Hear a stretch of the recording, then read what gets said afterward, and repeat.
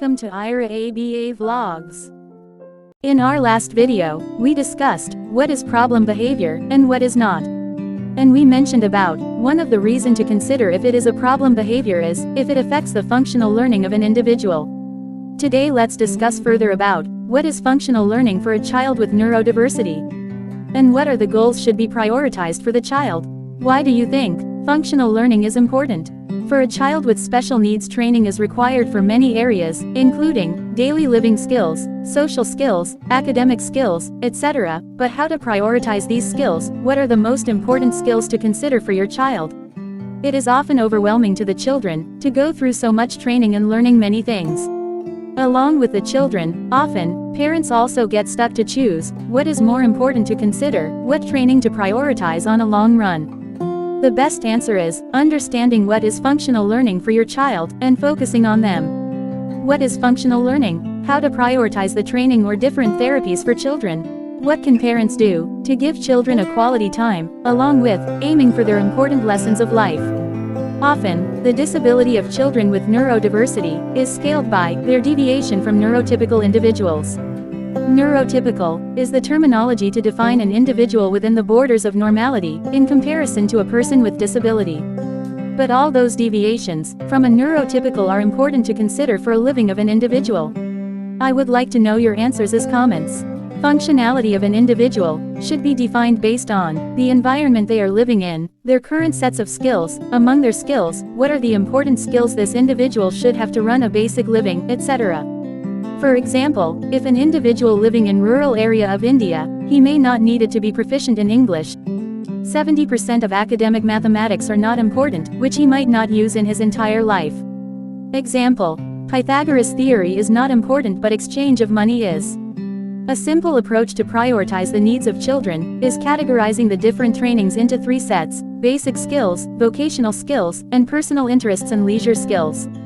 Basic skills include self-management skills, basic communication skills, and daily living skills, such as toileting, toothbrushing, bathing, dressing, etc. Vocational skills are vast, and we don't want to train our little angels to know all of them. Choose 1 or 2 types of vocations you think your child can pursue, and pull out the skills required for that profession with your therapist. Imagine, most of the people today become graduates and later start their own business in clothing, cafe, restaurants, etc. Some people follow their passion in singing, dancing, painting, filmmaking, etc. What if they pursue their interests from the age of 10 instead of their 20s or 30s? That is the grace time we could have bought for our kids, instead of bombarding them with many academics, choosing their path and training them accordingly. Now coming to the most important section, personal interests and leisure skills. Quite a lot of time, parents focus on developing skills and providing multiple therapies, leaving no quality time for children with special needs. Understand your child's personal interests and let them spend time on those activities, even though it has nothing to do with their future or career. For example, I may enjoy reading or watching Bollywood news, even though I have nothing to do with Bollywood. Someone might be interested in watching videos about space and aeronautics or sports, but do nothing about that knowledge. But that's okay, if the individual is interested in it. And if you think your child has no leisure skills, you should consider developing some skills in those areas. Teaching children to play board games, group games like hide and seek, Scrabble, cards, etc. should also be considered as important skills as academics. Just as we simplify any goals for our kids, we can simplify the rules of the games as well. The motto is their positive engagement during free time. It doesn't matter if they can ace all the rules of any games. Think about, what do you do when you are idle? Yes, of course, stimming with the phones. These days everyone is in that loop. Apart from that, what else do you do? Sitting idle is less likely to happen, right? Either we think about something, plan your days, make your place organized, talk to family and friends, or spend time based on our hobbies. Again, your hobby does not have to be always related to what you do for your living. Similarly, your child can build his career in coding, typing or painting, but still can enjoy his time in gardening, collecting stamps, listening to music, or anything he or she enjoys.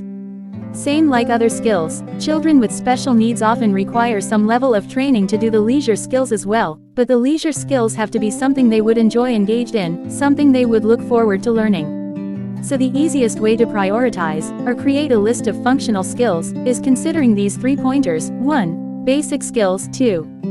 Vocational skills, and 3. Personal interests and leisure skills. There are many functional living skills curriculums available in ABA therapy. Based on your child's strengths and needs, your therapist will be able to develop an individualized education plan, covering all these aspects.